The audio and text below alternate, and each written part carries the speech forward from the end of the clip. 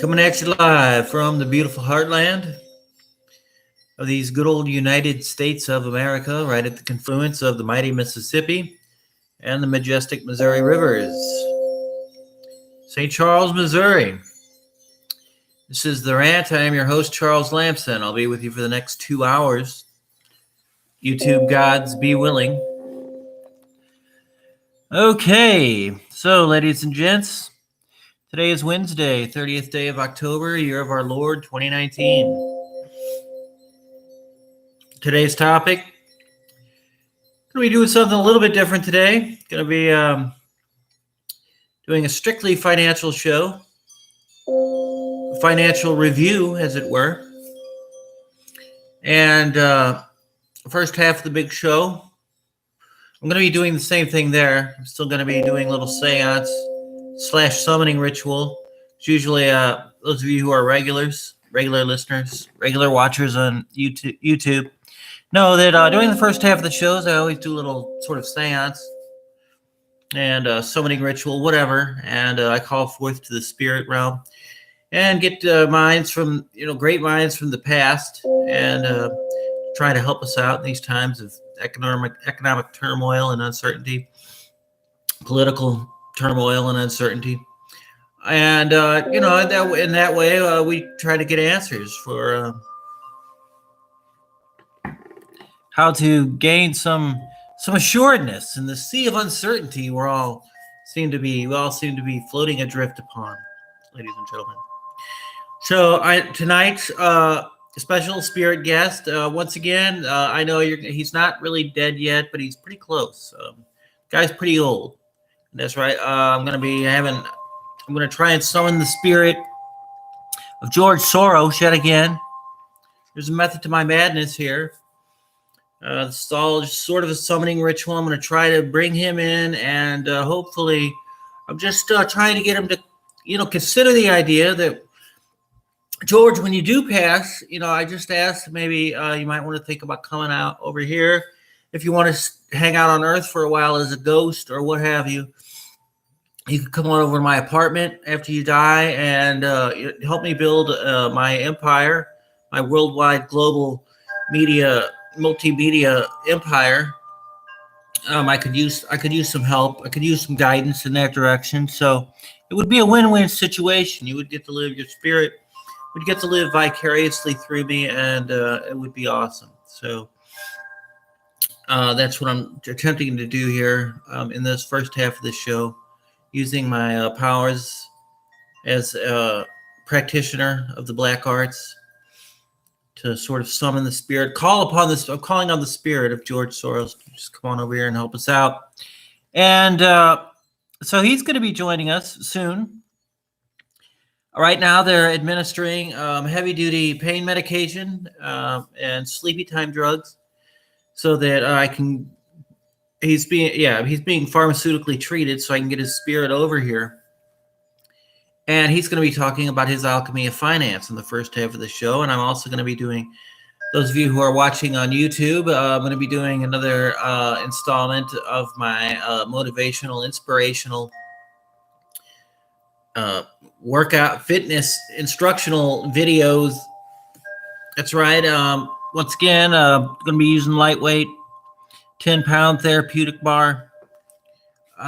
So I have since graduated onto, I've started using dumbbells and stuff. It's a long story again, but anyway, I'm not doing that today because I did that yesterday. But so you got that to look forward to in the future, though. Anyway, the reason I'm using that 10-pound therapeutic bar is just, I'm getting older, 50 years old, but so I start pulling muscles and stuff. It seems like if I try to get too heavy, plus with the neurological damage from the disability and all that, got to be careful. But I've been taking some really good supplements lately. It's not really steroids, but they're like testosterone boosters, let's say. So I've been getting a little bit of muscle gain, and I've been getting a little bit of increase in my strength without. And so I've been able to notch step the workouts up a bit without creating any damage. So, but anyway, those of you who are right, it's still going to be the same old regular exercise, 10-pound therapeutic bar. I'm going to go for about 45, 50 minutes. Yeah, but I'm hoping to wrap up this this analysis of George Soros's Alchemy of Finance tonight. Second half, I'm going to come back, and it's just going to be all about timely financial news, top stories in the world of finance. So, yeah, once again, we're trying something new today. So, ladies and gents, without further ado, we're going to try call in the spirit of George Soros. Try to get him over here in my apartment. George, are you there? Please help us out. Who changed the nature of the game. Oh. He had the rare okay, I guess I got to point out. It's going to sound like an American accent, so you're going to be like, wait, that's not George Soros. It's a medium that I've employed, ladies and gentlemen. That's right. And he's actually channeling George Soros' spirit. So the guy's really good spiritual medium. Don't know his name, but it's not important. To close the account before he had lost all the money he had made for me previously.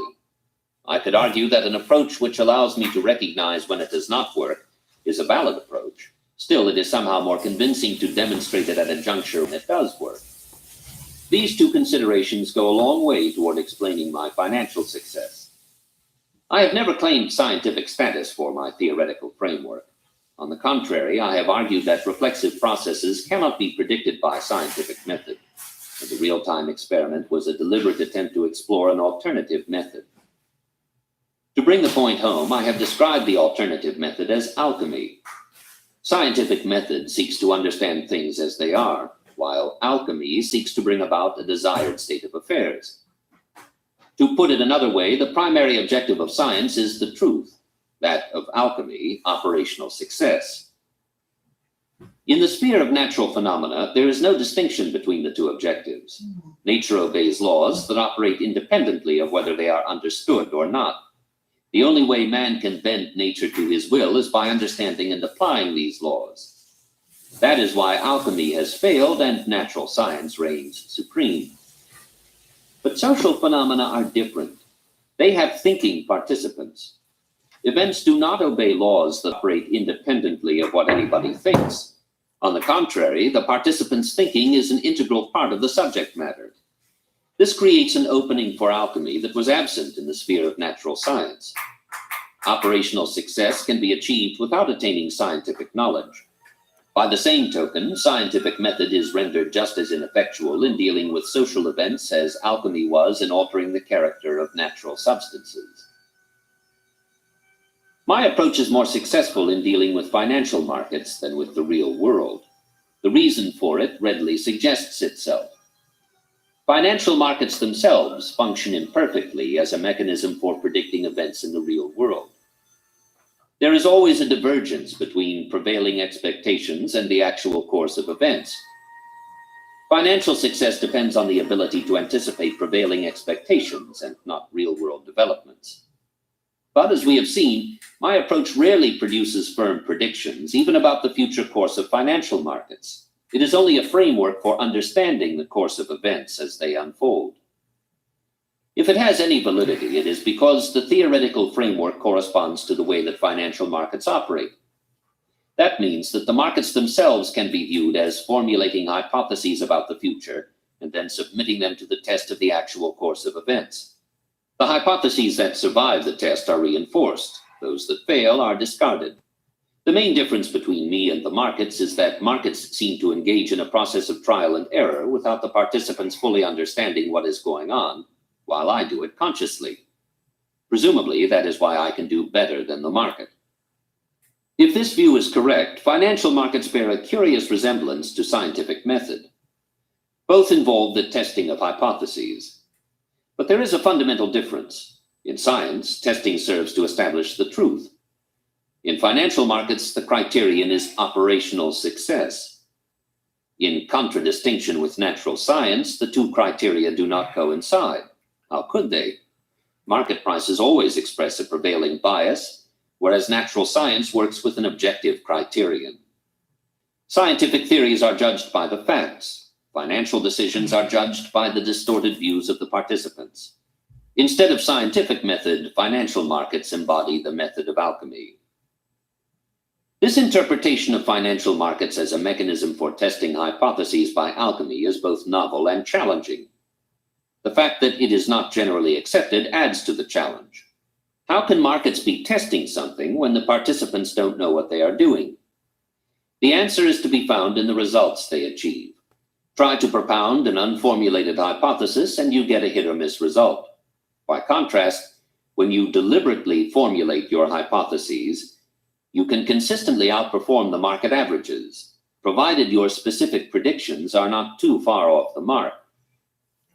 Treating the market as a mechanism for testing hypotheses seems to be an effective hypothesis. It produces results that are better than a random walk. This conclusion validates the approach I have taken over a strictly scientific one. If we abide by the methods of natural science, we arrive at the random walk theory. The hypotheses that are being tested have to be disregarded because they do not constitute facts, and what we are left with is a jumble of haphazard price fluctuations. On the other hand, if we look at the situation from the inside, from the vantage point of a participant, we discover a process of trial and error. It is not easy to make sense of the process. Many people participate only with a vague idea of what is going on, and I must confess that the sensation of being on a random walk is not unfamiliar to me. My attempts at formulating conjectures about the future work only intermittently. Oftentimes, all I get is white noise. But when I succeed in formulating a worthwhile conjecture, the results can be very rewarding. Markets provide the criterion by which investment decisions are judged.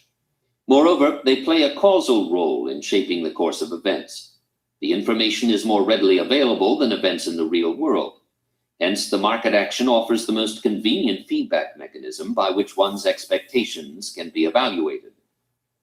One need not regard the market as always right in order to use it in that capacity. Indeed, if one believes that the market is always right, there is little to be gained from having a feedback mechanism because the prospect of outperforming the market becomes a matter of pure chance. The contention of classical economic theory that the market mechanism assures the optimum allocation of resources is false. Its true merit is that it provides a criterion by which the participants can recognize their own misconceptions. But it is important to realize what kind of criterion the market provides. Far from being always right, it always incorporates the prevailing bias. If participants labor under the misapprehension that the market is always right, the feedback they get is misleading. Indeed, the belief in efficient markets renders markets more unstable by short-circuiting the corrective process that would occur if participants recognize that markets are always biased. The more the theory of efficient markets is believed, the less efficient the markets become. How good are financial markets in predicting real-world developments? Reading the record, it is striking how many calamities that I anticipated did not in fact materialize. The financial markets must have come to reflect the same concerns. Otherwise, my false expectations could not have proven so rewarding. This raises an interesting possibility. Perhaps some of the developments I predicted were preempted by the very fact that they were anticipated by the market, and the market provoked a reaction that prevented them from happening. This seems to hold true of the collapse of the banking system and of the collapse of the dollar, and also of the bull market of our lifetime, which was to be followed by a crash, 1929 style. The monetary authorities became so concerned about the excessive buoyancy of financial markets that in the end they refused to supply the excess liquidity that would create a speculative bubble. Their action was neither deliberate nor unanimous. In the US, Volcker was opposed to providing excess liquidity, but he was defeated in the Open Market Committee and had to appeal to Germany to join in a round of interest rate reductions. When Secretary Baker pushed for another round, the Germans balked, and the resulting row almost wrecked the Group of Five process. The Japanese devised their own medicine, but by the time it took effect, the speculative bubble was sufficiently developed to precipitate a more or less full-scale bust in the Japanese stock market. No wonder I had difficulty in recognizing the premature demise of the bull market of a lifetime. It is possible that the United States will continue to create excess liquidity, but I consider it unlikely that it will cause a speculative bubble because the confidence has been too badly shaken. It is more likely that investors would flee to liquidity and gold. When I finally recognized that markets can preempt the catastrophes they predict, I concluded that we live in an age of self-defeating prophecies. The collapse of oil prices does not seem to fit the argument because it actually occurred. But that may be attributed to the fact that either I or the authorities have misjudged its dire consequences. I expected such severe repercussions on the banking system and on the economy as to make a levy on imported oil indispensable, while we seem to have gotten along fine without it. In the end, it was left to OPEC to pull itself together. The present arrangement is no more permanent than the Group of Five process. The drama has yet to be played out in both cases. This line of argument opens up a fascinating vista. I may have discovered not just a reasonably effective way of operating in financial markets, but an actual model of how the financial markets operate in the real world. Models currently in use are based on the misconception that markets can only foreshadow events, they cannot shape them. My approach recognizes that financial markets can also precipitate or abort future events. Following this line of argument, it is possible that we have indeed been teetering on the verge of both a deflationary spiral and a free fall of the dollar, not to mention all sorts of other financial calamities, and we have been saved from them only because of the danger signals emitted by the financial markets. In other words, financial markets constantly anticipate events, both on the positive and on the negative side, which fail to materialize exactly because they have been anticipated. No wonder that financial markets get so excited in anticipating events that seem quite harmless in retrospect. It is an old joke that the stock market has predicted 7 of the last 2 recessions. We can now understand why that should be so. By the same token, financial crashes tend to occur only when they are unexpected. This last point should not be overstated. There are many events that actually occur in spite of the fact that they were widely anticipated. The collapse in oil prices is a case in point. The outbreak of the Second World War was another. It has become fashionable to be a contrarian, but to bet against prevailing expectations is far from safe. It will be recalled that in the boom-bust model, events tend to reinforce prevailing expectations most of the time and contradict them only at the inflection points. And inflection points are notoriously difficult to identify. Now that the contrarian viewpoint has become the prevailing bias, I have become a confirmed anti-contrarian. Free markets versus regulation. It is almost redundant to criticize the concept of equilibrium any further. In the first chapter, I asserted that the concept is a hypothetical one, whose relevance to the real world is open to question. In subsequent chapters, I examined various financial markets as well as macroeconomic developments and showed that they exhibit no tendency towards equilibrium. Indeed, it makes more sense to claim that markets tend toward excesses, which sooner or later become unstable so that they are eventually corrected. Equilibrium is supposed to ensure the optimum allocation of resources. If markets do not tend towards equilibrium, the main argument that has been used in favor of the market mechanism loses its validity. We have no grounds for believing that markets optimize anything. This may sound like a startling conclusion, but it falls far short of that.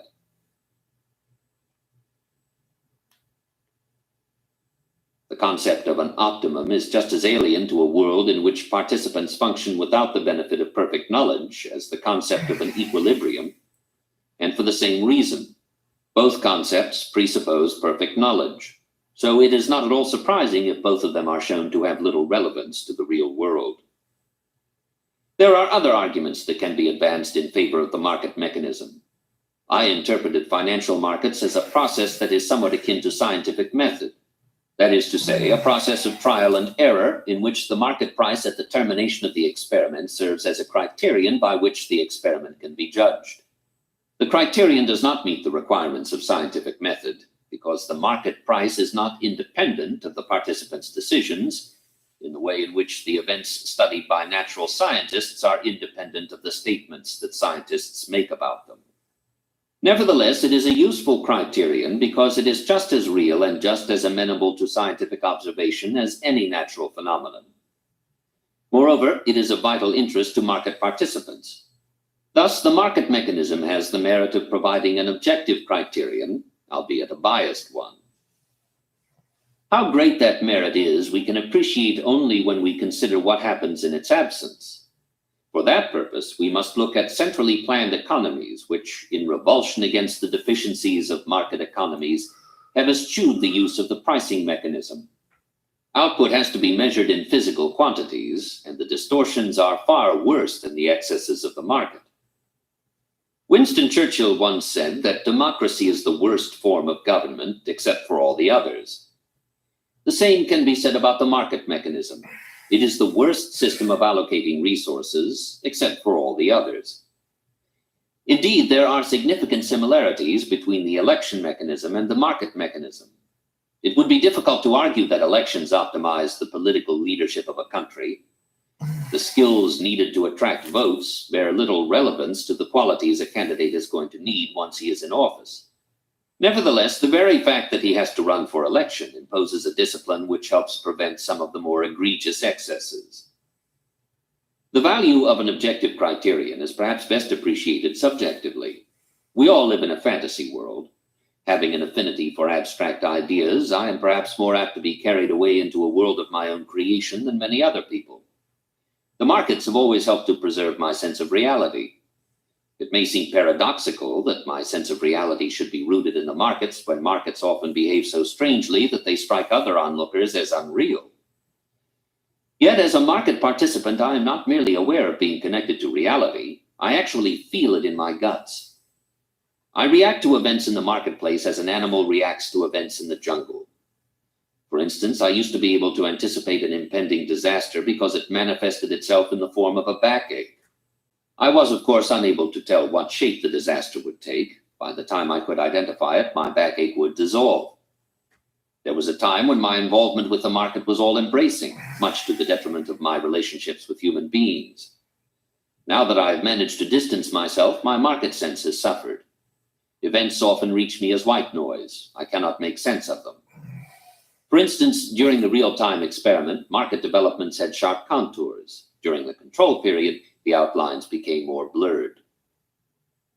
It is interesting to observe how my market involvement relates to my ability to organize abstract ideas.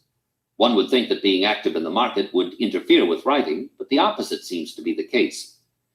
The discipline of having to make investment decisions prevents me from getting too far divorced from reality. During the 3 years that I was writing The Burden of Consciousness, I lost my ability to make money in the stock market, and eventually I got lost in my own abstractions. Again, during the 3 years when I was trying to make sense of the international high pitch.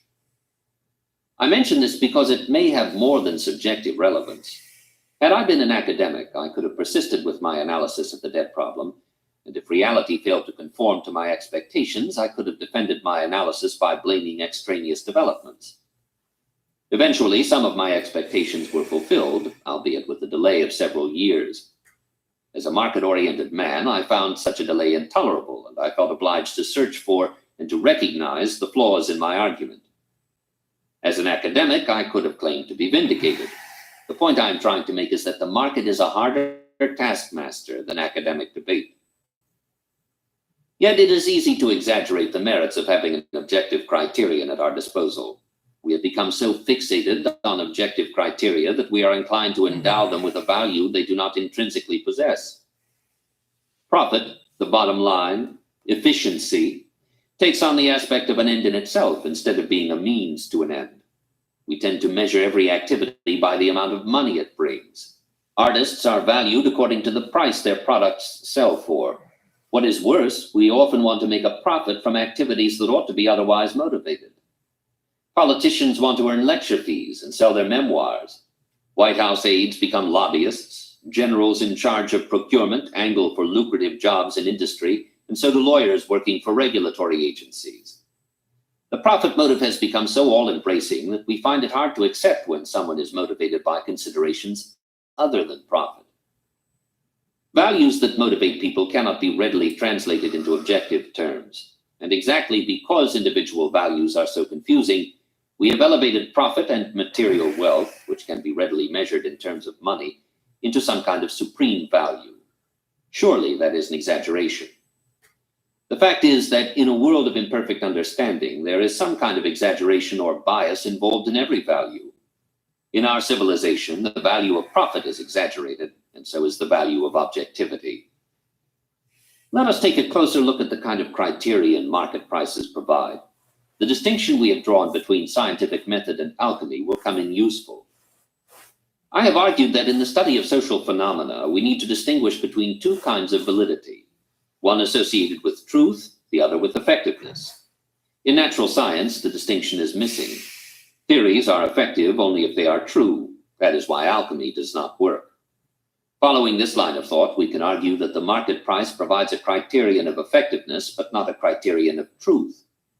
Future market prices will determine how the various participants fare, but they will not determine whether their understanding is correct. Only if market prices tend towards an equilibrium would the two criteria merge. The market price would then be the correct price. We can see now how important the concept of equilibrium is. It serves as a bridge between natural and social science and eliminates the disturbing dichotomy between truth and effectiveness that characterizes the study of social phenomena. Unfortunately, the bridge does not stand up because imperfect understanding renders the concept of equilibrium inappropriate. Without an innate tendency towards equilibrium, the course of events cannot be determined by scientific method, but it can be shaped by the methods of alchemy. The attempt to transpose the methods and criteria of natural science to the social sphere is unsustainable. It gives rise to inflated expectations that cannot be fulfilled. These expectations go far beyond the immediate issue of scientific knowledge and color our entire way of thinking. The belief that economic policy ought to aim at the optimum allocation of resources has dominated political thought and political action since the middle of the 19th century. Those on the left wanted the state to take charge of the allocation. Those on the right wanted to leave it to the market mechanism. Under the influence of Marxism, the pursuit of the optimum led to the total abandonment of the market mechanism in large parts of the world. Even in market-oriented economies, the state was given a large role in correcting the imperfections of the market mechanism. Gradually, the harmful side effects of state intervention have become increasingly evident, and the prevailing bias has swung back in favor of free markets. We are quite willing to recognize the fallacy in Marxism, but we are much less inclined to admit that the theory of perfect competition is imbued with a similar fallacy. Both are built on the assumption of perfect knowledge. In one case, the assumption produces market equilibrium. In the other, it finds expression in an unconditional prediction of the course of history. It is worth pointing out that both theories originated in the 19th century, when the limitations of knowledge were not yet recognized and science reigned supreme. Once we recognize that the optimum is unattainable, we are in a better position to evaluate the merits and shortcomings of the market mechanism. I do not want to get involved in the problems connected with the distribution of wealth, not because I do not consider them important, but only because my analysis has little to contribute to the subject. I want to focus on one particular weakness of the market mechanism, its innate instability. Its cause has been identified. It derives from the two-way connection between thinking and reality that I have labeled reflexivity. It is not in operation in all markets at all times, but if and when it occurs, there is no limit to how far away both perceptions and events can move from anything that could be considered equilibrium. Instability is not necessarily harmful. Indeed, if it were described as dynamic adjustment, it would sound positively benign. But carried to extremes, it can give rise to sudden reversals that may take on catastrophic proportions. That is particularly the case where credit is involved, because the liquidation of collateral can lead to sudden compression of market prices. The prevention of excessive instability is therefore a necessary condition for the smooth functioning of the market mechanism. It is not a condition that the market mechanism can ensure on its own.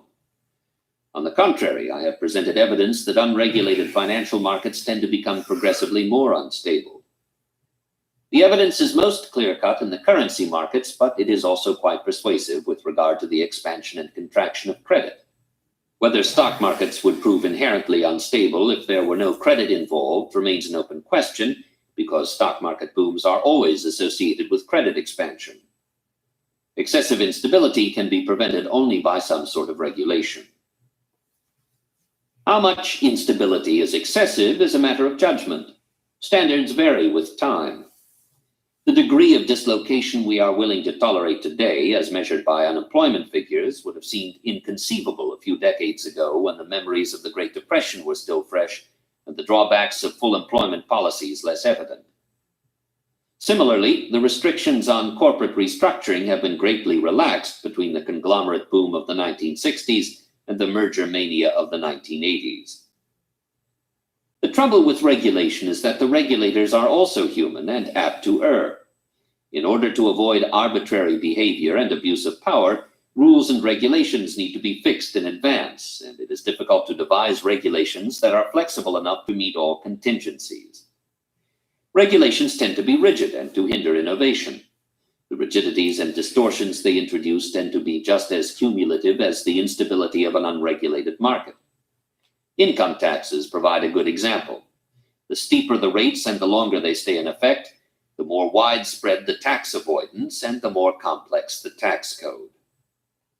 I do not want to keep the discussion at such a high level of generality much longer, because it can easily deteriorate into empty phrases. I shall try to make some policy suggestions in the next chapter. Here, I want to make only one general point. Both regulation and unrestrained competition can be harmful when carried to extremes. But the failure of one extreme is no justification for turning to the other. The two extremes should be treated not as alternatives, but as limits within which the right balance needs to be struck. The task is complicated by our innate tendency to be biased in one direction or the other. In The Burden of Consciousness, written some 25 years ago, I developed a rather elaborate scheme along these lines. I took the rate of change as my critical variable, and I argued that people, with their imperfect understanding, are bound to exaggerate it in one direction or the other. One extreme yields a traditional or a dogmatic mode of thinking, according to which the existing arrangements have to be accepted as they are because it is inconceivable that they should be otherwise. The other extreme produces a critical mode of thinking in which everything is considered possible until disproved. Each mode of thinking is linked with a form of social organization which corresponds to it with the degree of imperfection that is appropriate to the imperfect understanding of the participants. In this way, the traditional mode of thinking is associated with tribal society, the dogmatic mode with totalitarian society, and the critical mode with open society. Needless to say, I was very much under the influence of Karl Popper. I opted for open society, but the choice was not without qualification. Each form of social organization was found wanting in something that could be found only in its opposite. Totalitarian society lacked freedom. Open society lacked stability. But given our innate bias, a stable equilibrium between the two is just as unlikely to be attained as a stable equilibrium in a free market. Sentiment is likely to swing in one direction or the other. After nearly half a century of what now appears as excessive regulation, we have been moving towards excessive deregulation. The sooner we recognize that some kind of regulation is necessary in order to maintain stability, the better our chances of preserving the benefits of a nearly free market system. The paradox of systemic reform. I have provided the outlines not only of a viable international financial system, but also of a viable economic policy for the United States. It is no more than a sketch or a vision, but it could be elaborated to cover other aspects that I have not touched upon here. Two fundamental problems present themselves. One is abstract, and the other is personal. The abstract problem concerns all attempts at systemic reform. Given our inherently imperfect understanding, isn't there a paradox in systemic reform? How can we hope to design an internally consistent system? The personal problem concerns my aversion to bureaucracy. An international central bank would make bureaucracy inescapable. I believe the paradox of systemic reform is spurious, but it needs to be dealt with. Only if one could demand permanent and perfect solutions would it have any validity. But it follows from our imperfect understanding that permanent and perfect solutions are beyond our reach. Life is temporary. Only death is permanent. It makes a great deal of difference how we live our lives. Temporary solutions are much better than none at all. There is a great temptation to insist on a permanent solution. To understand its source, we must consider the meaning of life and death. The fear of death is one of the most deeply felt human emotions.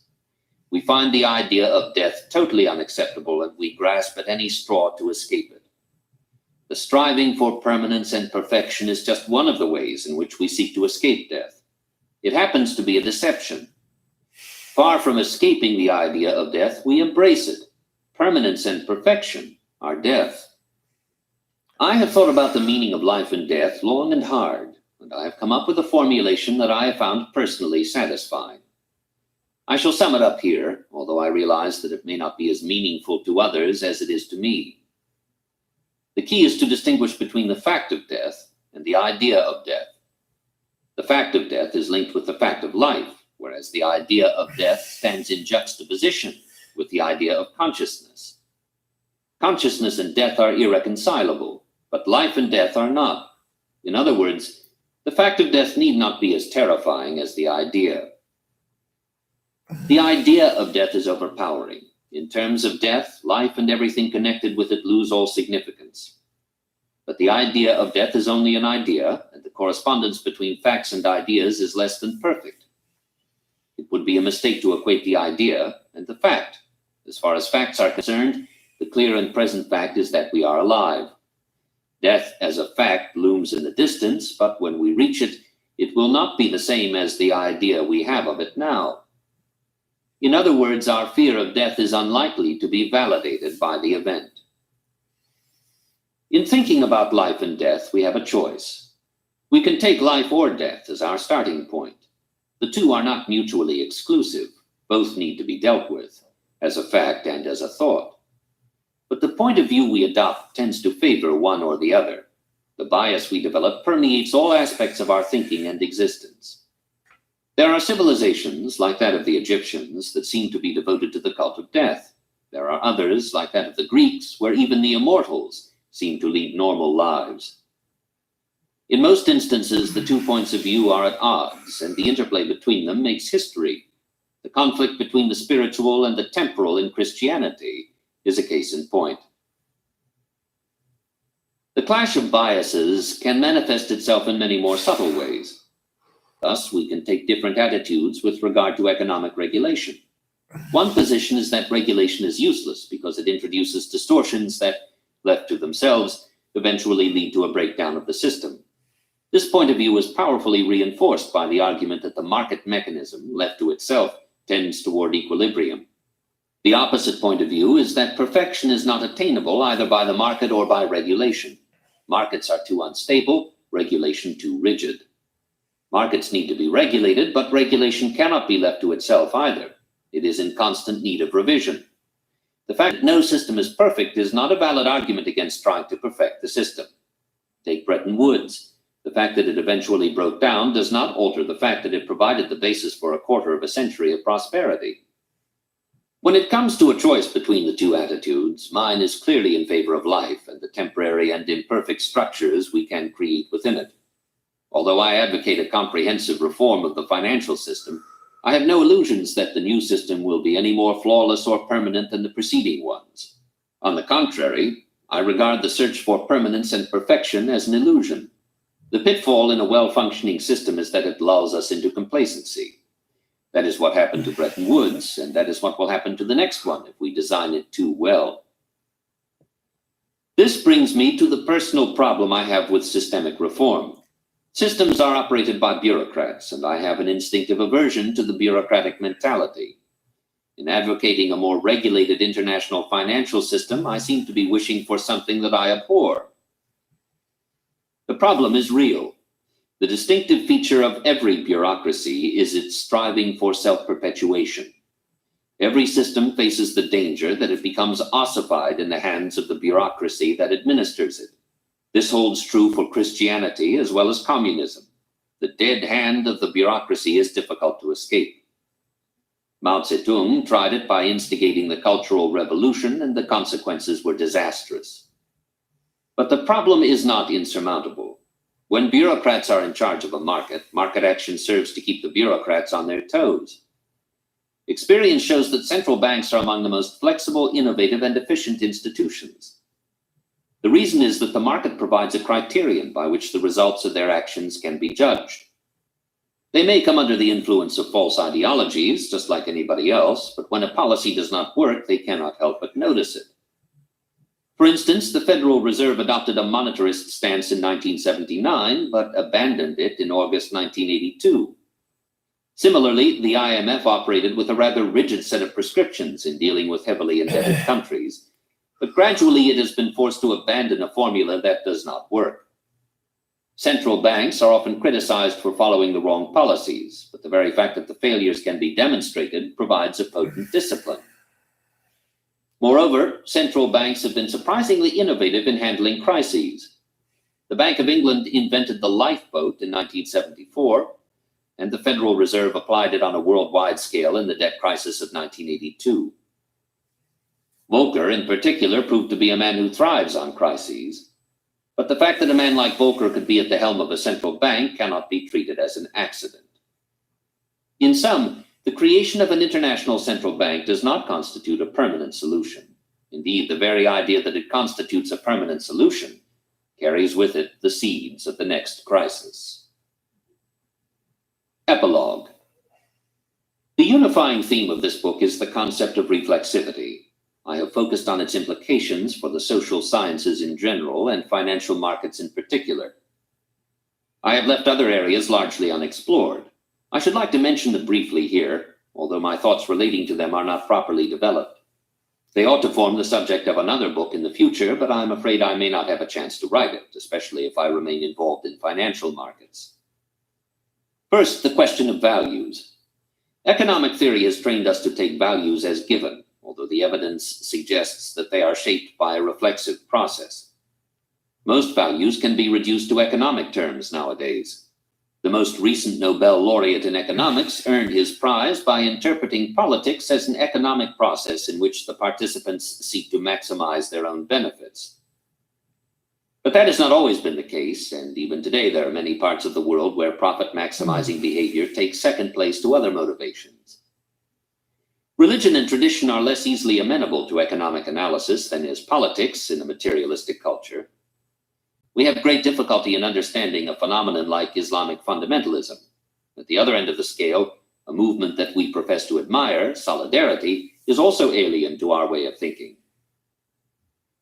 The predominance of economic values in Western and Westernized societies is itself a function of our economic success. Values evolve in reflexive fashion.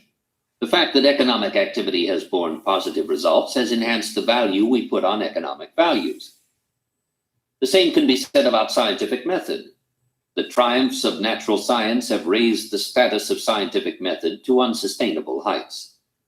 Conversely, various forms of art have played a much bigger role in cultures not very far removed from our own, just because it was easier to achieve positive results in art than in economic activity.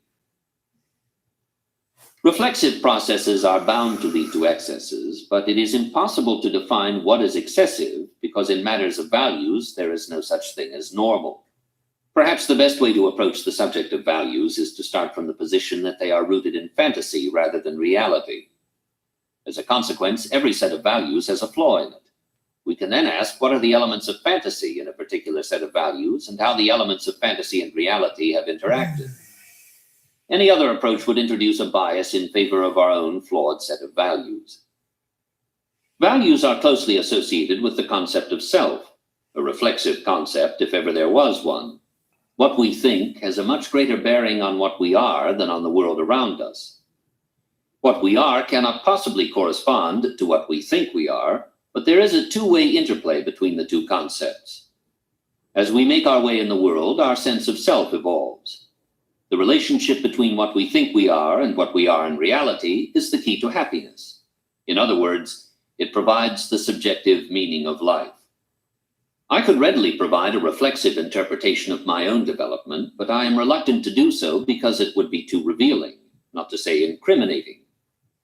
It will come as no surprise to the reader when I admit that I have always harbored an exaggerated view of my self-importance. To put it bluntly, I fancied myself as some kind of god or an economic reformer like Keynes, each with his general theory, or even better, a scientist like Einstein. Reflexivity sounds like relativity.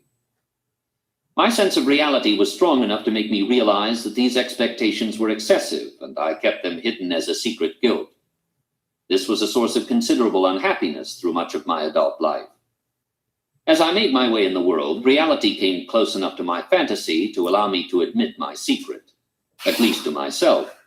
Needless to say, I feel much happier as a result. I have been fortunate enough to be able to act out some of my fantasies. This book in particular fills me with a great sense of accomplishment. Reality falls far short of my expectations, as the reader can readily observe, but I no longer need to harbor a sense of guilt. Writing this book, and especially these lines, exposes me in a way I never dared to expose myself before, but I feel I can afford it. My success in business protects me. I am free to explore my abilities to their limits exactly because I do not know where those limits are. Criticism will help me in this endeavor.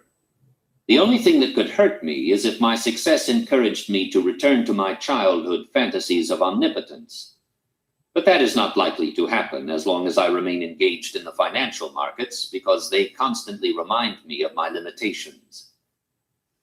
Given my personality, I have been extremely lucky in my career choice, but of course it was not really a choice, but a reflexive process in the course of which both my career and my sense of self evolved in tandem. I could say a lot more on the subject, but as long as I have a career in business, I have to plead the Fifth Amendment. There is a point beyond which self-revelation can be damaging, and one of the flaws in my character, which I have not fully fathomed, is the urge to reveal myself. Perhaps I was exaggerating a minute ago when I said I am not afraid of exposing myself. I also have some views on what could be called the meaning of life in the objective sense, if it were not a contradiction in terms to use the word objective in this context. I start from the position that every human endeavor is flawed. If we were to discard everything that is flawed, there would be nothing left. We must therefore make the most of what we have. The alternative is to embrace death. The choice is a real one, because death can be embraced in a number of ways.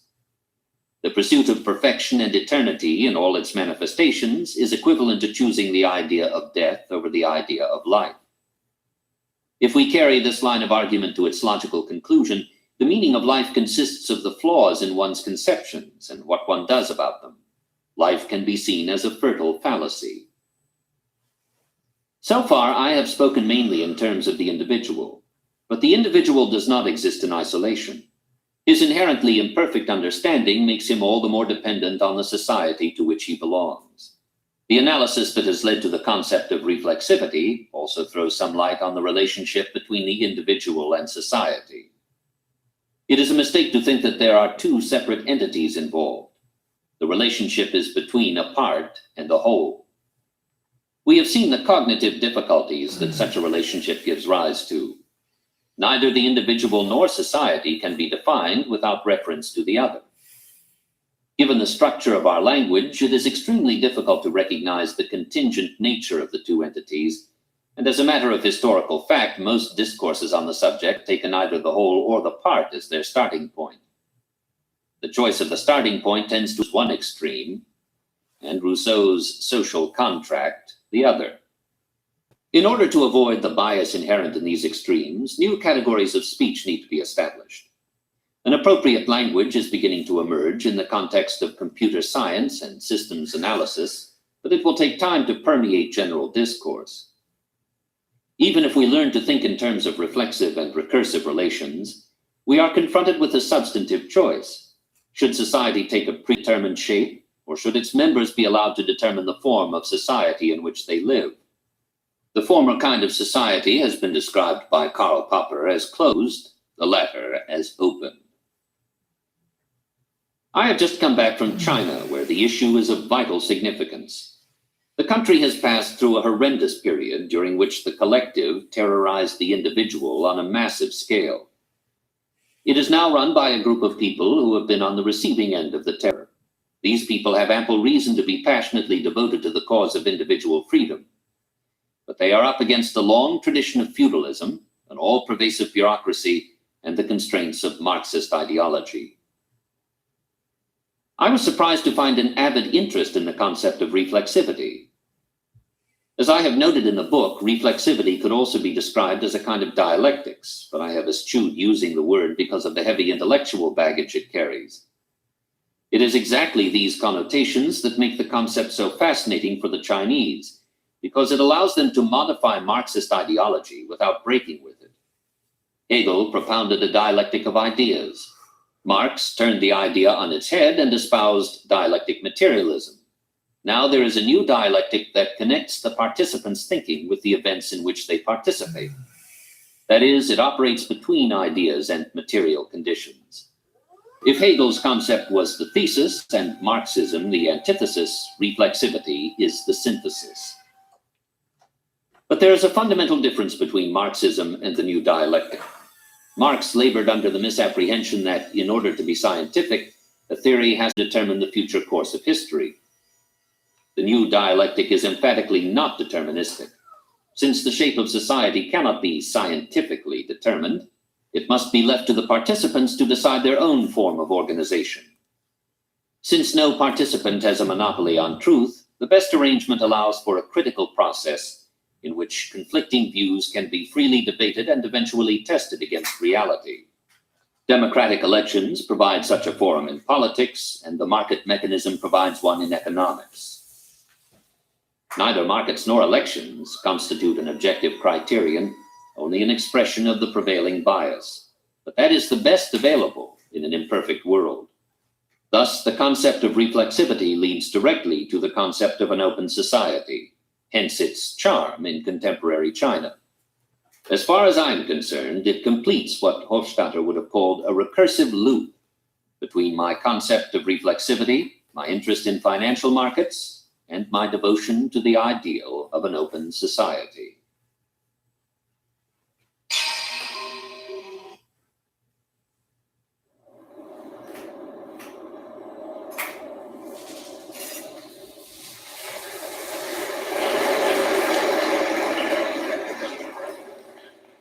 Thank you very much. Thank you for coming, and also I want to greet the students at MIT. Today I'll apply the concepts introduced yesterday: fallibility, reflexivity, and the human uncertainty principle into the financial markets. Please brace yourselves, because I'll pack a lifetime of experience into this one lecture. The financial markets provide an excellent laboratory for testing the ideas that I put forward in an abstract form yesterday. The course of events is easier to observe than in most other places. Many of the facts take a quantitative form, and the data are well recorded and well preserved. The opportunity for testing occurs because my interpretation of financial markets directly contradicts the efficient market hypothesis, which has been the prevailing theory about financial markets. That theory claims that markets tend towards equilibrium. Deviations occur in a random fashion and can be attributed to extraneous shocks. If that theory is valid, mine is false, and vice versa. Let me state the two cardinal principles of my conceptual framework as it applies to the financial markets. First, market prices always distort the underlying fundamentals. The degree of distortions may vary from the negligible to the significant. This is in direct contradiction to the efficient market hypothesis, which maintains that market prices accurately reflect all the available information. Second, instead of playing a purely passive role in reflecting an underlying reality, financial markets also have an active role. They can affect the so-called fundamentals that they are supposed to reflect. There are various pathways by which the mispricing of financial assets can occur. The most widely traveled are those which involve the use of leverage, both debt and equity leveraging. The various feedback loops may give the impression that markets are often right, but the mechanism at work is very different from the one proposed by the prevailing paradigm. I claim that financial markets have ways of altering the fundamentals, and that may bring about a closer correspondence between market prices and the underlying fundamentals. Contrast that with the efficient market hypothesis, which claims that markets are always accurately reflecting reality and automatically tend towards equilibrium. My two propositions focus attention on the reflexive feedback loops that characterize financial markets. There are two kinds of feedback, negative and positive. Negative feedback is self-correcting. Positive feedback is self-reinforcing. Thus, negative feedback sets up a tendency towards equilibrium, while positive feedback produces dynamic disequilibrium. Positive feedback loops are more interesting because they can bring about big moves, both in market prices and in the underlying fundamentals. A positive feedback process that runs its full course is initially self-reinforcing, but eventually it is liable to reach a climax or reversal point, after which it becomes self-reinforcing in the opposite direction. But positive feedback processes don't necessarily run their full course. They may be aborted at any time by negative feedback. I have developed a theory about boom-bust processes or bubbles along these lines. Every bubble has two components, an underlying trend that prevails in reality and a misconception relating to that trend. A boom-bust process is set in motion when a trend and a misconception positively reinforce each other. The process is liable to be tested by negative feedback along the way. If the trend is strong enough to survive the test, both the trend and the misconception will be further reinforced. Eventually, market expectations become so far removed from reality that people are forced to recognize that a misconception is involved. A twilight period ensues, during which doubts grow and more people lose faith, but the prevailing trend is sustained by inertia. As Chuck Prince, the former head of Citigroup Group, said, "You must continue dancing until the music stops." Eventually, a point is reached when the trend is reversed. It then becomes self-reinforcing in the opposite direction. Let me go back to the example I used when I originally proposed my theory in 1987, the conglomerate boom of the late 1960s. The underlying trend is represented by earnings per share, the expectations relating to that trend by stock prices. So here you have the earnings per share and the stock prices. Conglomerates improve their earnings per share by acquiring other companies. Inflated expectations allowed them. Okay, thank you, George. Well, that's going to wrap up Alchemy of Finance with George Soros. Now comes the part of the ritual, the banishing part of the ritual. I'm going to go ahead and close this seance, this summoning ritual, by banishing your spirit, George. Spirit, be gone. It's time for you to go.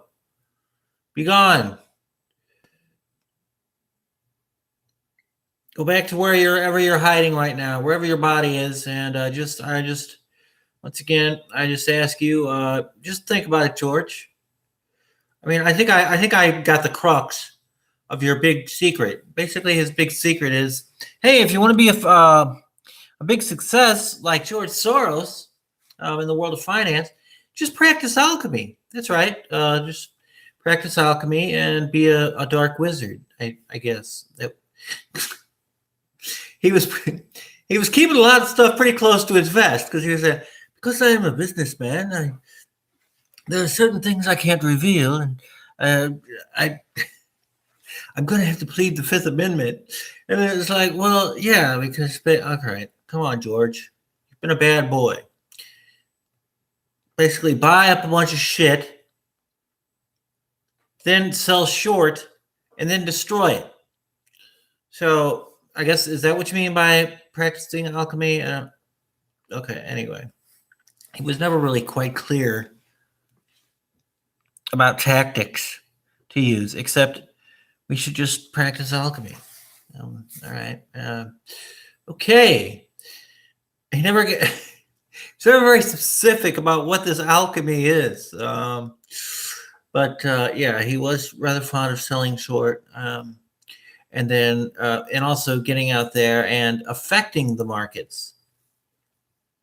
And instead of playing a reactive role, go out there and play a proactive role. And I'm pretty sure that's what we're talking about here, folks. But, not all of us have your war chest at our disposal, George. So we can't go there around, toppling empire, toppling it, selling short, buying up a bunch of shit, and then selling short, and then toppling whatever. So anyway, but thank you. And now it's time for me to send you back to where you belong. Spirit, be gone. Okay. Go back from whence you came.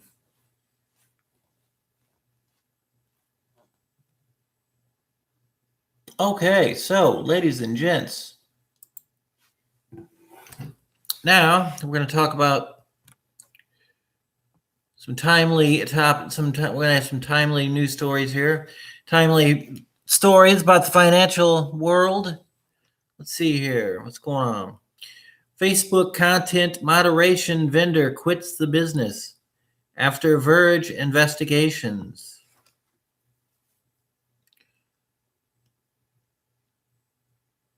A Facebook content moderation vendor is quitting the business after 2 Verge investigations. Moderators,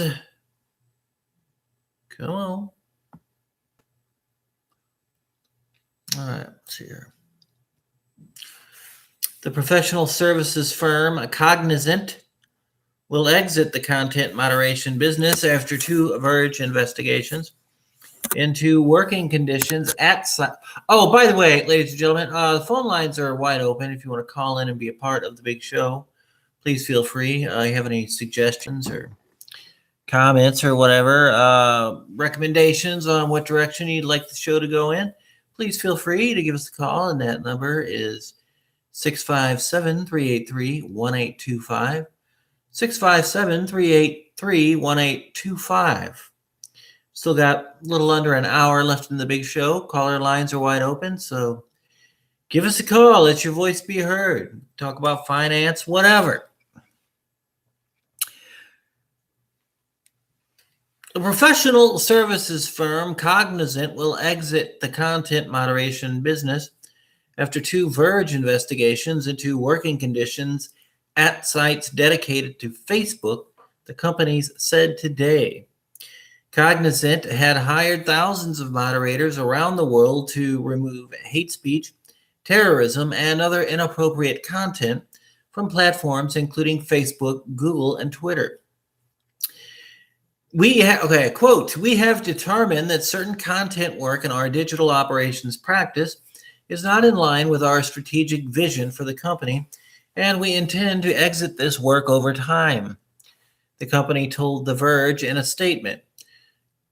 Quote, oh, okay, quote again. All right, so this work is largely focused on determining whether certain content violates client standards and can involve objectionable materials. End quote.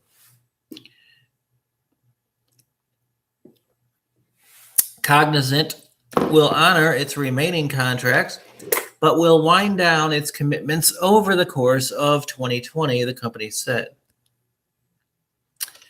In February, The Verge published an investigation into working conditions at the company's site in Phoenix. Moderators at the site described being diagnosed with post-traumatic stress syndrome after being subjected to a daily onslaught of graphic and disturbing images. Others said they had come to embrace fringe viewpoints after seeing videos about conspiracy theories on a regular basis. Multiple employees reporting fearing for their safety after being threatened by coworkers. A follow-up report in June focused on a site in Tampa, Florida, where moderators broke their non-disclosure agreements to describe a pattern of mistreatment by managers. They described working in offices that were often filthy and where cases of sexual harassment had resulted in multiple complaints being filed with the Equal Employment Opportunity Commission. The Phoenix and Tampa sites will both close after March 1st, Facebook told The Verge in a statement, quote, Cognizant and Facebook are committed to a smooth transition during this period of change, a Facebook spokesman said.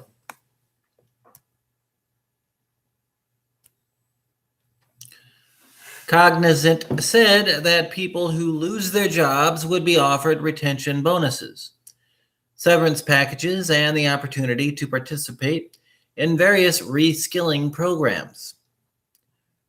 It's unclear whether they will be offered other jobs within Cognizant. Cognizant makes up a small percentage of Facebook's global content review efforts. The spokesman said, Facebook said it would increase the number of moderators it has working at a site in Texas, which is operated by Genpact. One of the reasons we work with partners is to be able to make adjustments quickly to ensure Facebook remains safe for people, the spokesman said.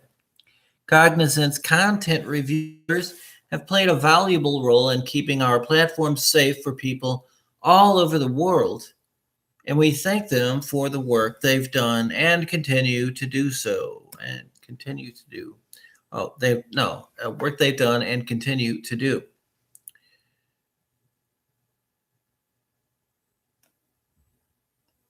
Moving on here. The secret lives of Facebook moderators in America.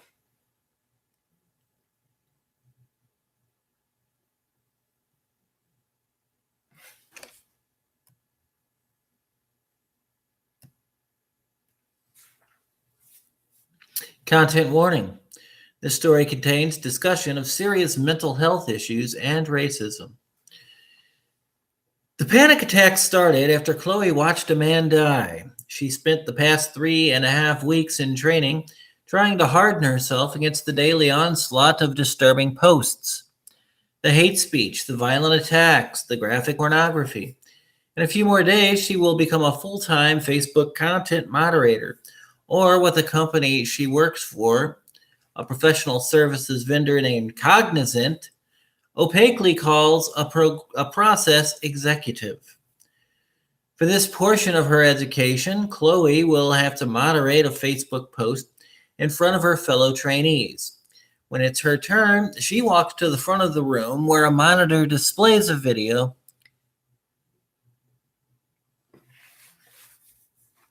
that has been posted to the world's largest social network. None of the trainees have seen it before. Chloe included.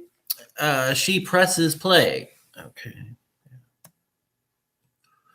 The video depicts a man being murdered. Someone is stabbing him dozens of times while he screams and begs for his life. Chloe's job is to tell the room whether this post should be removed. She knows that Section 13 of the Facebook Community Standards prohibits videos that depict the murder of one or more people. When Chloe explains this to the class, she hears her voice shaking. Returning to her seat, Chloe feels an overpowering urge to sob. Another trainee has gone up to review the next post, but Chloe cannot concentrate. She leaves the room and begins to cry so hard that she has trouble breathing. No one tries to comfort her. This is the job she was hired to do. And for the 1,000 people like Chloe moderating content for Facebook at the Phoenix site, and for 15,000 content reviewers around the world, today is just another day at the office.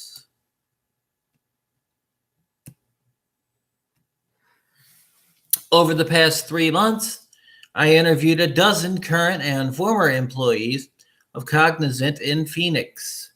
All had signed non-disclosure agreements with Cognizant in which they pledged not to discuss their work for Facebook or even acknowledge that Facebook is Cognizant's client.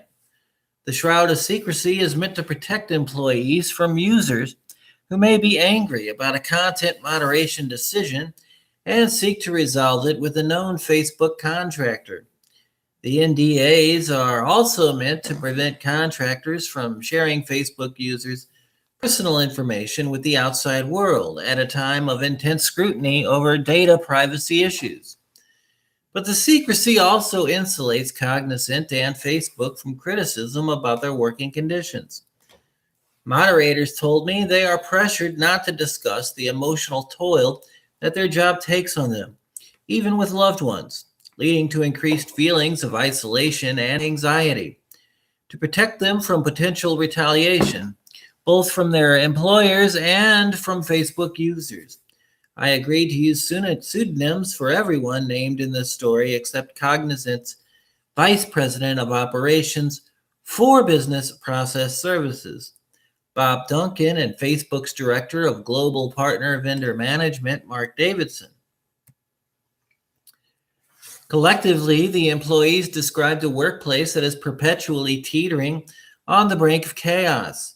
It is an environment where workers cope by telling dark jokes about committing suicide, then smoke weed during breaks to numb their emotions. It's a place where employees can be fired for making just a few errors a week, and where those who remain live in fear of the former colleagues who return seeking vengeance. It's a place where, in stark contrast to the perks lavished on Facebook employees, team leaders micromanage content moderators' every bathroom and prayer break, where employees desperate for a dopamine rush amid the misery have been found having sex inside stairwells, and a room reserved for lactating mothers, where people develop severe anxiety while still in training and continue to struggle with trauma symptoms long after they leave, and where the counseling that Cognizant offers them ends the moment they quit or are simply let go. The moderators told me it's a place where the conspiracy videos and memes that they see each day gradually lead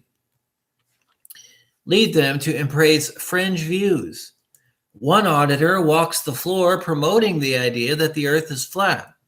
A former employee told me he has begun to question certain aspects of the Holocaust. Another former employee who told me he has mapped every escape route out of his house and sleeps with a gun at his side said, "I no longer believe 9/11 was a terrorist attack." Chloe cries for a while in the break room and then in the bathroom, but begins to worry that she is missing too much training. She had been frantic for a job when she applied as a recent college graduate with no other immediate prospects.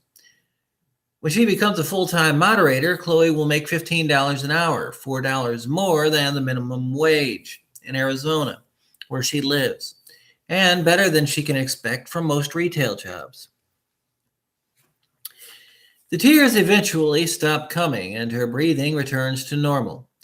When she goes back to the training room, one of her peers is discussing another violent video. She sees that a drone is shooting people from the air. Chloe watches the bodies go limp as they die. She leaves the room again. Eventually, a supervisor finds her in the bathroom and offers a weak hug. Cognizant makes a counselor available to employees, but only for part of the day, and he has yet to get to work. Chloe waits for him for the better part of an hour. When the counselor sees her, he explains that she has had a panic attack. He tells her that when she graduates, she will have more control over the Facebook videos than she had in the training room. You will be able to pause the video, he tells her, or watch it without audio. Focus on your breathing, he says. Make sure you don't get too caught up in what you're watching. He said not to worry, that I could probably still do the job, Chloe says. Then she catches herself. His concern was, don't worry, you can do the job. On May 3rd, 2017, Mark Zuckerberg announced the expansion of Facebook's community operations team. The new employees, who would be added to 4,500 existing moderators, would be responsible for reviewing every piece of content reported for violating the company's community standards. By the end of 2018, in response to criticism of the prevalence of violent and exploitative content on the social network, Facebook had more than 30,000 employees working on safety and security, about half of whom were content moderators. The moderators include some full-time employees, but Facebook relies heavily on contract labor to do the job. Alan Silver, Facebook's vice president of operations, said in a blog post last year that the use of contract labor allowed Facebook to scale globally, to have content moderators working around the clock, evaluating posts in more than 50 languages at more than 20 sites around the world. The use of contract labor has a practical benefit for Facebook. It is radically cheaper. The median Facebook employee earns $240,000 annually in salary, bonuses, and stock options. A content moderator working for Cognizant in Arizona, on the other hand, will earn just $28,800 per year. The arrangement helps Facebook maintain a high profit margin. In its most recent quarter, the company earned $6.9 billion in profits on $16.9 billion in revenue. And while Zuckerberg had warned investors that Facebook's investment in security would reduce the company's profitability, profits were up 61% over the previous year. Since 2014, when Adrian Chen detailed the harsh working conditions for content moderators at social networks for Wired, Facebook has been sensitive to the criticism that it is traumatizing some of its lowest paid workers. In her blog post, Silver said that Facebook assesses potential moderators' ability to deal with violent imagery, screening them for their coping skills. Bob Duncan, who oversees Cognizant's content moderation operations in North America, says recruiters carefully explain the graphic nature of the job to applicants. We share examples of the kinds of things you can see so that they have an understanding, he says. The intention of all that is to ensure people understand it. And if they don't feel that work is potentially suited for them based on their situation, they can make those decisions as appropriate. Until recently, most Facebook content moderation has been done outside the United States. But as Facebook's demand for labor has grown, it has expanded its domestic operations to include sites in California, Arizona, Texas, and Florida.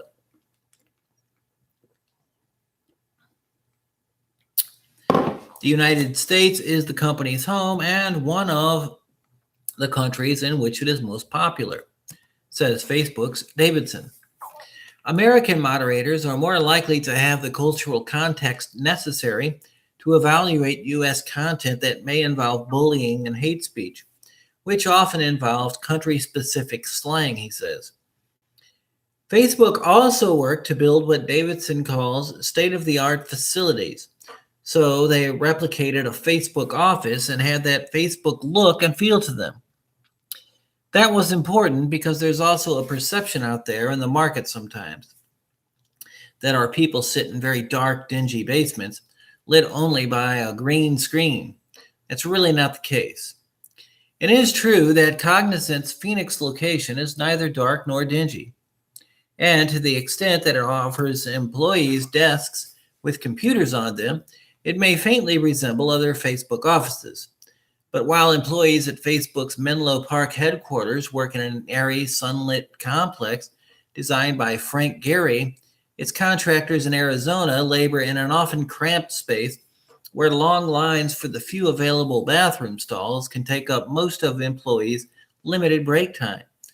And while Facebook employees enjoy a wide degree of freedom in how they manage their days, Cognizant workers' time is managed down to the second. A content moderator named Miguel arrives for the day shift just before it begins, at 7 a.m. He's one of about 300 workers who will eventually filter into the workplace, which occupies 2 floors in a Phoenix office park. Security personnel keep watch over the entrance, on the lookout for disgruntled ex-employees and Facebook users who might confront moderators over removed posts. Miguel badges into the office and heads to the lockers. There are barely enough lockers to go around, so some employees have taken to keeping items in them overnight to ensure they will have one the next day. The lockers occupy a narrow hallway that during breaks becomes choked with people. To protect the privacy of the Facebook users whose posts they review, workers are required to store their phones in lockers while they work. Writing utensils and paper are also not allowed, in case Miguel might be tempted to write down a Facebook user's personal information. This policy extends to small paper scraps such as gum wrappers. Smaller items like hand lotion are required to be placed in clear plastic bags so they are always visible to managers. To accommodate 4 daily shifts and high employee turnover, most people will not be assigned a permanent desk on what Cognizant calls the production floor. Instead, Miguel finds an open workstation and logs into a piece of software known as the Single Review Tool, or SRT. When he is ready to work, he clicks a button labeled Resume Reviewing and dives into the queue of posts. Last April, a year after many of the documents had been published in The Guardian, Facebook made public the community standards by which it attempts to govern its 2.3 billion monthly users. In the months afterward, Motherboard and Radiolab published detailed investigations into the challenges of moderating such a vast amount of speech. Those challenges include the sheer volume of posts, the need to train a global army of low-paid workers to consistently apply a single set of rules, near daily changes, and clarifications to those rules. A lack of cultural or political context on the part of the moderators, missing context in posts that makes their meaning ambiguous, and frequent disagreements among moderators about whether the rules should apply in individual cases.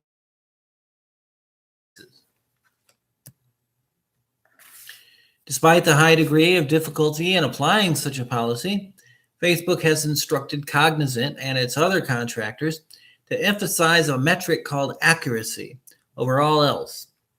Accuracy in this case means that when Facebook audits a subset of contractors' decisions, its full-time employees agree with the contractors.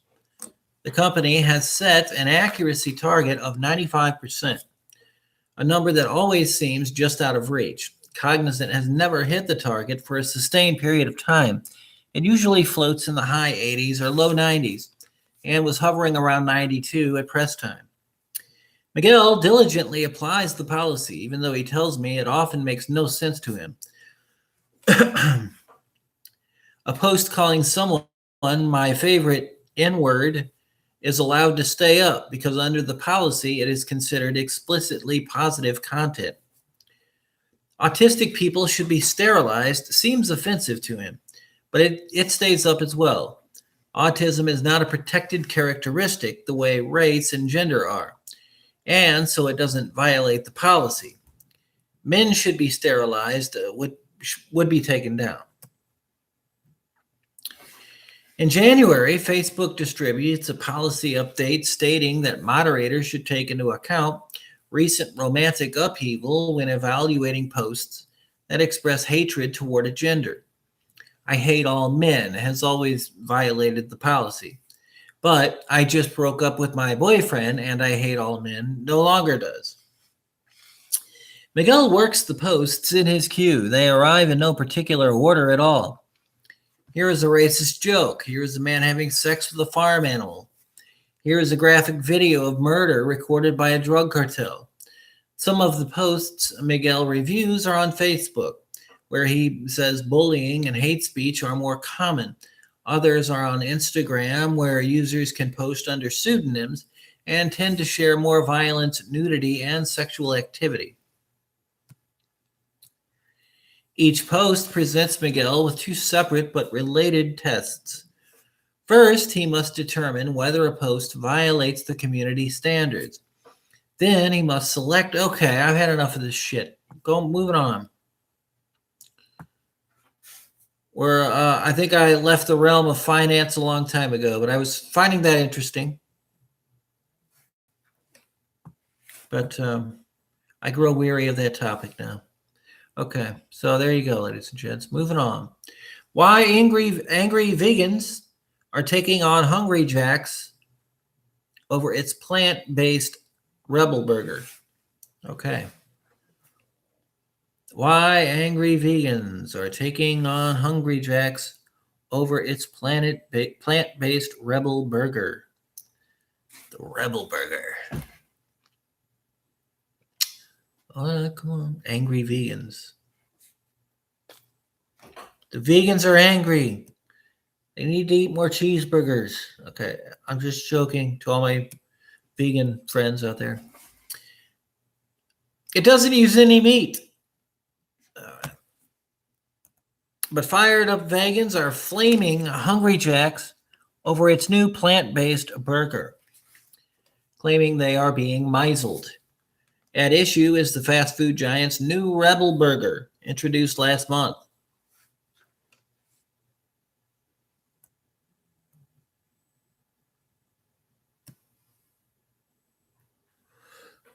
It uses a patty made from plants and a regular Whopper bun with tomatoes, lettuce, onion, pickles, and mayo. Cheese is optional. It was developed locally with the not quite sure.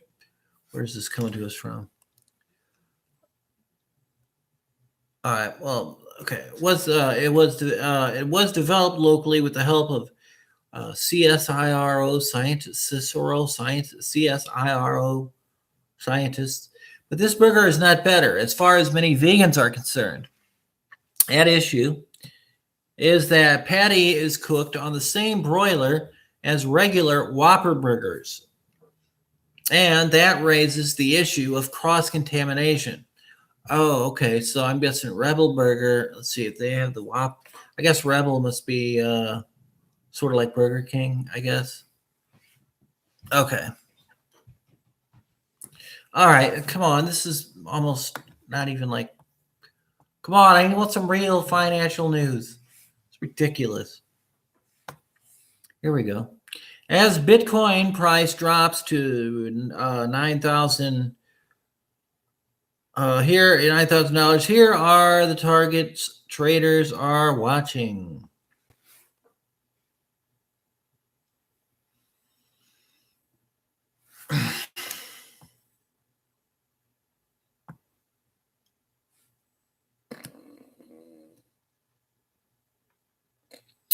Bitcoin price continues to fall after a massive surge late last week sent the price of the first ever crypto asset skyrocketing.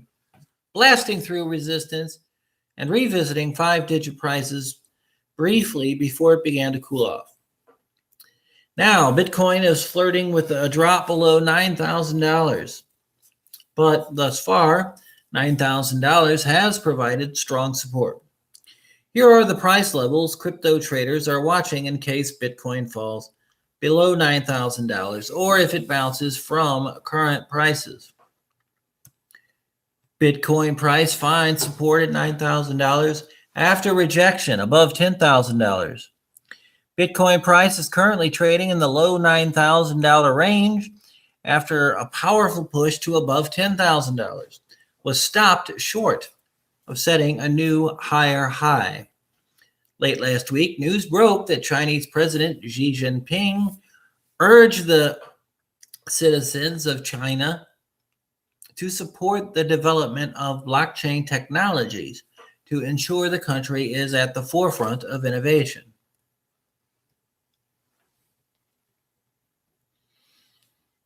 When Satoshi Nakamoto first created Bitcoin, they didn't just create the world's first decentralized digital currency. He or she also created the distributed ledger technology the asset operates on. This technology is called blockchain and can be applied to a number of industries to streamline operations, remove the need for trusted third parties, and to improve efficiency and transparency.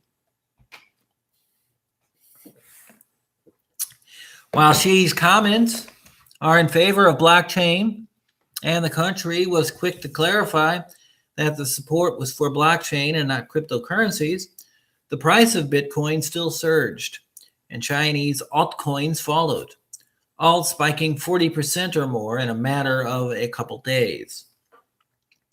But once the buzz cooled off, so did the price of these key crypto assets. Bitcoin has fallen from highs around $10,500 to a recent local low of $8,850 before making another attempt at $10,000 that fell short to the target and fell back downward to retest lows. But Bitcoin seems to have found support at $9,000, and despite a few attempts to break below it, bulls have been able to defend the level thus far. Levels crypto traders are watching to signal the trend ahead. Bitcoin is once again at a critical junction. While the momentum and trend almost certainly appeared to be down, the recent move has revived confidence in bullish traders. For Bitcoin to be truly bullish, it must reclaim resistance above $9,300 to $9,600 for a chance to push higher. If BTC is forming a bull flag and the level is breached, then a retest of recent highs or near $12,000 and higher could be in the cards. A breach of those levels puts a new all-time high on the table. However, if the recent move proves to be nothing more than a retest of the descending triangle Bitcoin broke down from, then further downside may be possible. Bitcoin would need to fall through former resistance turned support from 8,500 to 8,800 before new flows could be considered. Bitcoin price drops further into its downtrend, then lows of $5,800 could be tested as support. The price level also coincides with a convergence of Bitcoin's downtrend channel and a diagonal support line from Bitcoin's bottom in December 2018. This area is a potential for a final low or bottom to be in the recent downtrend before Bitcoin rebounds back into a bull run. However, if this trend line breaks, chances of $3,100 not actually being the bottom becomes a reality that all crypto investors must face. Okay, moving on.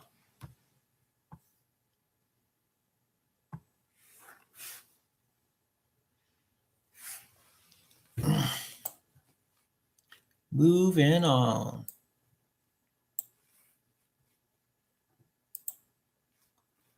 Okay, we're going to take a quick break here while I dig up this clip. Until then, I'll leave you in the the very capable hands of these Tibetan monks right here.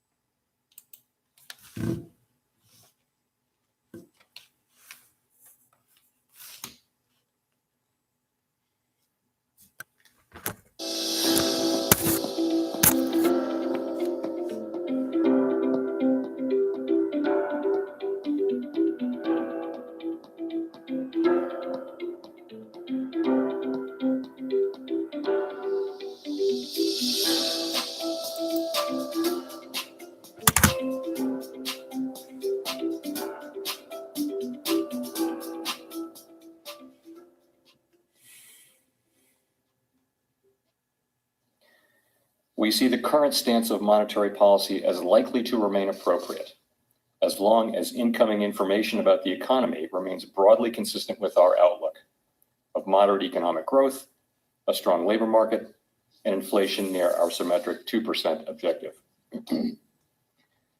We believe monetary policy is in a good place to achieve these outcomes. Looking ahead, we'll be monitoring the effects of our policy actions along with other information bearing on the outlook. Oh, by the way, it's Fed Chairman Powell talking about inflation pressures. As we assess the appropriate path of the target range for the Fed funds rate. Of course, if developments emerge that cause a material reassessment of our outlook, we would respond accordingly. Policy is not on a preset course. Let me end with a few words about our technical monetary policy operations. In January, we made the key decision to continue to implement monetary policy in an ample reserves regime. In that operating framework, we control the federal funds rate primarily by setting our administered rates, not through frequent interventions to actively manage the supply of reserves. In the transition to the efficient and effective level of reserves in this regime, we slowed the gradual decline in our balance sheet in March, and we stopped it in July. In response to the funding pressures in money markets that emerged in mid-September, we concluded that it would be appropriate to maintain over time a level of reserve balances at or above the level that prevailed in early September of this year. To achieve this ample level, we announced on October 11 that we would purchase Treasury bills at least into the second quarter of next year, as well as continue temporary open market operations at least through January. These actions are purely technical measures to support the effective implementation of monetary policy as we continue to learn about the appropriate level of reserves. They do not represent a change in the stance of monetary policy. In particular, our Treasury bill purchases should not be confused with the large-scale asset purchase programs that we deployed after the financial crisis. In those programs, we purchased longer-term securities to put downward pressure on longer-term interest rates and ease broader financial conditions. In contrast, increasing the supply of reserves by purchasing Treasury bills only alters the mix of short-term assets held by the public and should not materially affect demand and supply for longer-term securities or financial conditions more broadly. All right, thanks, Powell. Thank you for that. So I guess the question is this it? Do you consider rates to be accommodative enough now to achieve your goal of sustaining the expansion? And as far as Global Wall Street's primary question, what kind of change in the economy would cause you to reassess it? Some sort of significant deterioration in what? So what we've said, to repeat, is that we see the current stance of policy as likely to remain appropriate as long as incoming information about the economy remains broadly consistent with our outlook.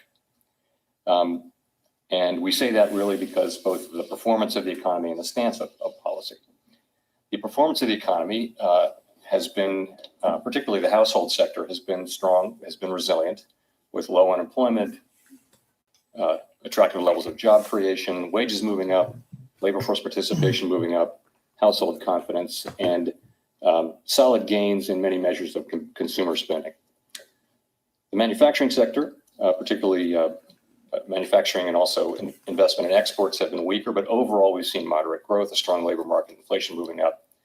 We see the outlook as for more of the same. We also see the risks to the outlook as perhaps having moved in a positive direction over the course of this intervening period, although some things remain to be seen. So that's the economy. Turning to policy, we've moved the stance of policy over the course of the year to a more accommodative stance.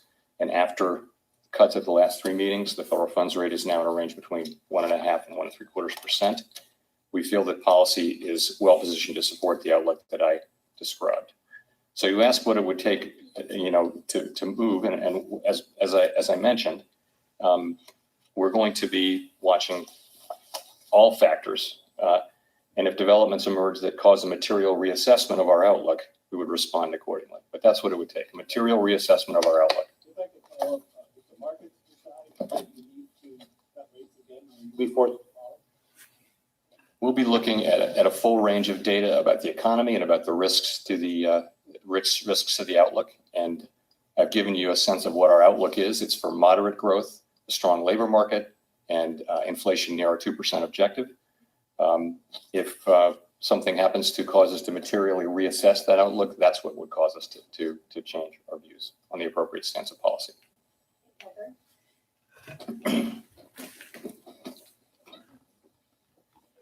Hi, Heather Long from the Washington Post.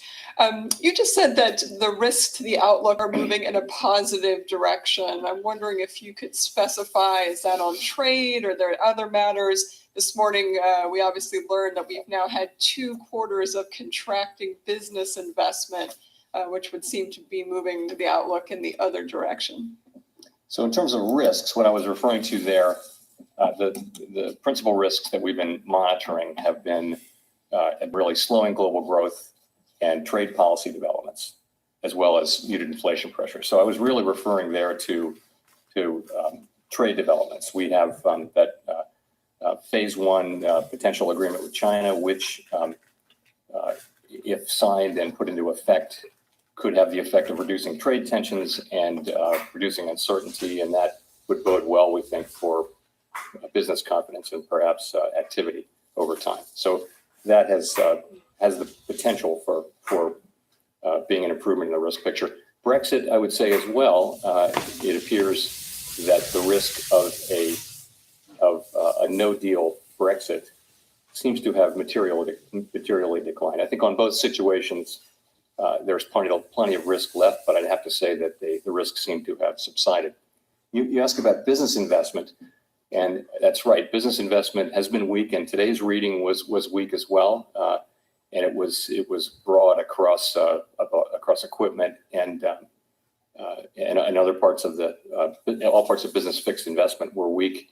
that's consistent with what we've seen. But that's the economy we've had this year. What we've had is an economy where the consumer is really driving growth, and personal consumption expenditures were almost 3% in this quarter, in this first reading for the quarter. So overall, we see the economy as having been resilient to the winds that have been blowing this year. Can I just follow up quickly? I mean, there's this concern that I sometimes hear that with businesses have cut investment, and are they going to turn around and cut employment? Sort of if they continue to be concerned. Can you give a sense of how the committee is thinking through that possibility? Yes, so that is a risk. That's a risk that we've been monitoring, but we don't see it yet. We don't see rising initial claims or layoffs or anything like that. But the risk you mentioned of the weakness in the manufacturing and export business investment parts of the economy getting into the consumer side of the economy, we really don't see that. What we continue to see is good job creation. Unemployment has declined again, and the household survey is now at a 50-year low, has been at very close to 50-year lows for 18 months now. So it's a very positive. The consumer-facing companies that we talk to in our vast network of contacts report that consumers are doing well and are focused on the good job market and rising incomes, and that's their principal focus. So that is the thing that's pushing the economy forward, and it doesn't seem to have been affected so far by weakness in the other areas.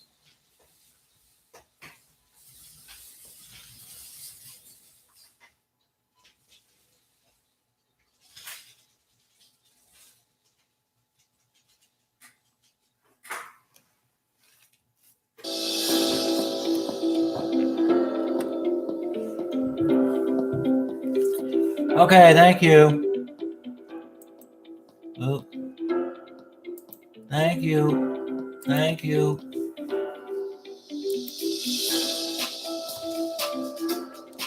Oh, come on.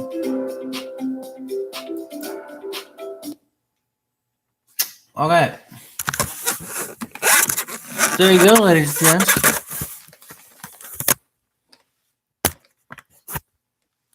All right, moving on. Share.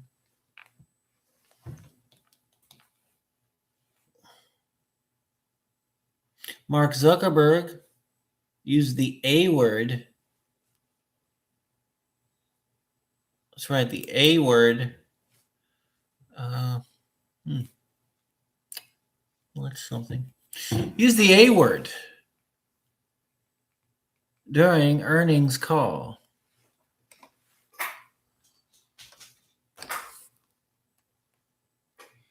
Coming at you from Market Watch.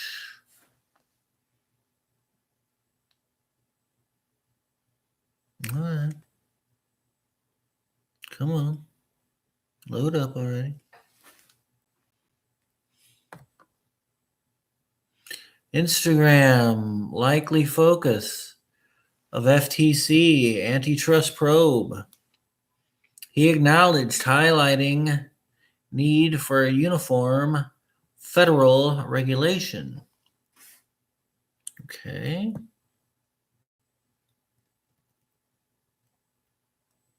Good little Marky Mark. Mark Zuckerberg addressed the elephant in the room for big tech several times.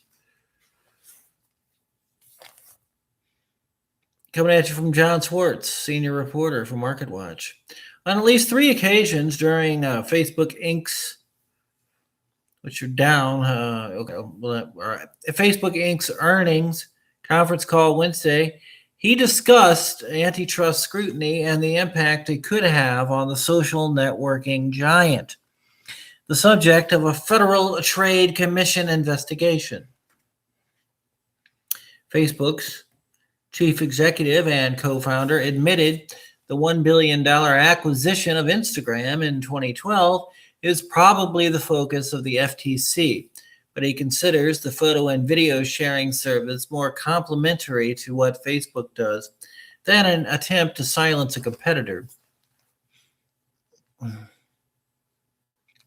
A lot of the antitrust questions out there will be about our acquisition of Instagram, Zuckerberg said in response to one analyst's question. But we think its business was a lot more complimentary than we thought. At the end of the day, it's the FTC's decision. Zuckerberg and Chief Financial Officer Dave Wiener earlier acknowledged the impact of the European Union's General Data Protection Regulation, which gives consumers the right to control their personal data. We've seen adoptions of people opting out of Facebook, Wiener said. It has been within the range of our expectations. The California Consumer Privacy Act, a similar law that goes into effect January 1st, 2020, is still a work in progress, Wiener said. We'll have to see how that develops. Zuckerberg added that CCPA and the possibility of other states adopting variations of the same law highlight the need to pursue a very set level of federal rules. We face major regulatory and social issues, Zuckerberg acknowledged during the hour-long conference call, with implications on its costs and expenses, which jumped 32% to $10.5 billion during the recently completed third quarter and ultimately Facebook's bottom line. But give Zuck credit for broaching what has so far been a taboo topic among his peers. His forthrightness was in stark contrast to the post-earnings comments of the three other large tech companies facing antitrust probes.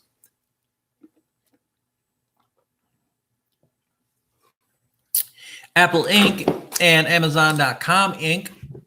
had nothing to share, while Sundar Pichai, CEO of Alphabet Inc.'s Google lightly touched on the topic in vague terms. Moving on.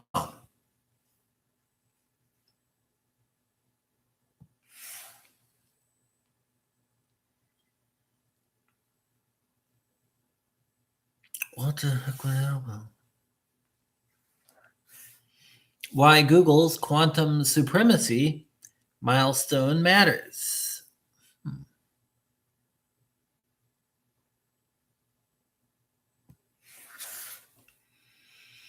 Why Google's quantum supremacy milestone matters.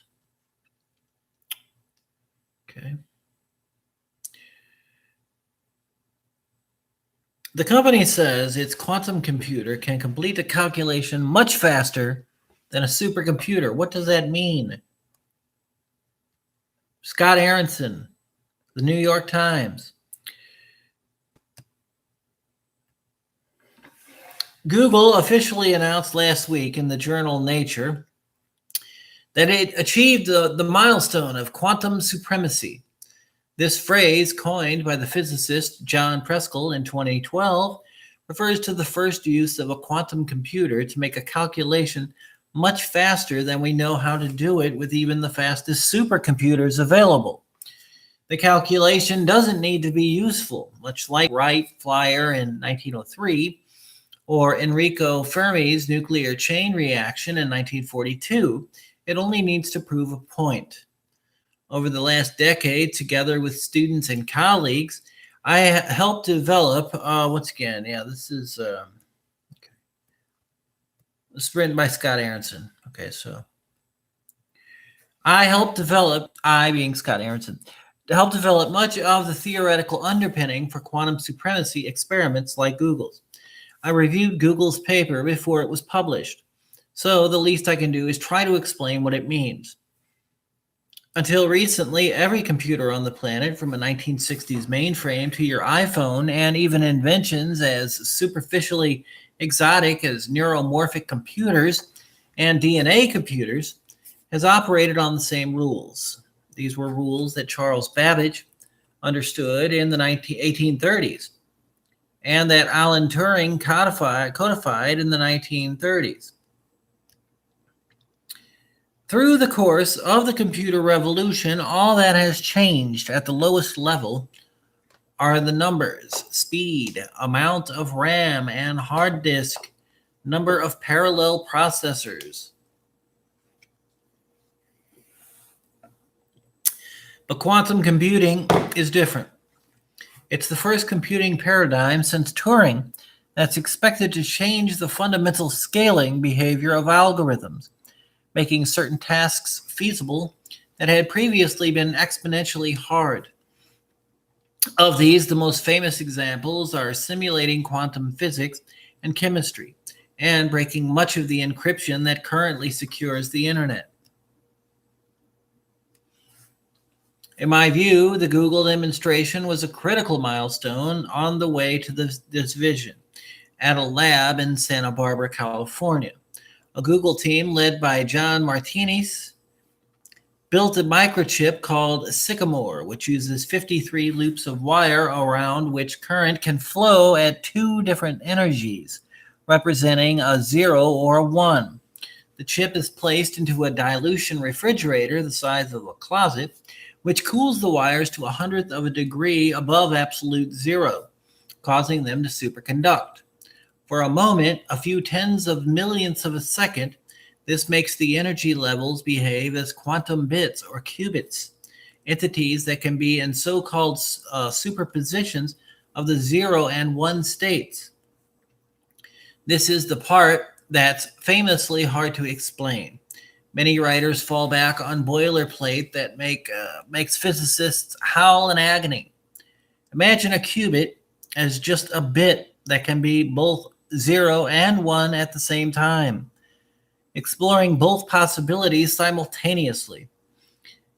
If I had room for the honest version, I'd tell you all about amplitudes, the central concept of quantum mechanics, since Werner Heisenberg, Erwin Schrödinger, and others discovered it in the 1920s. Here's a short version. In everyday life, the probability of an event can range from 0% to 100%. There's a reason you never hear about a negative 30% chance of rain. But the building blocks of the world, like electrons and photons, obey different alien rules of probability, involving numbers, the amplitudes that can be positive, negative, or even complex, involving the square root of -1. Furthermore, if an event, say a photon hitting a certain spot on the screen, could happen one way with positive amplitude and another way with negative amplitude, the two possibilities can cancel, so that the total amplitude is 0, and the event never happens at all. This is quantum interference, and is behind everything else you've ever heard about the weirdness of the quantum world. Now, a qubit is just a bit that has some amplitude for being 0 and some other amplitude. Anyway, we're going way out of the realm of finance here. 90 seconds.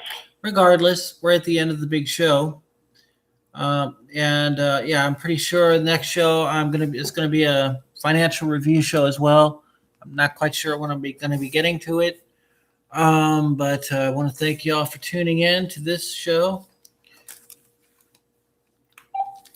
You all have a great night. Stay out of trouble. Don't take any wooden nickels.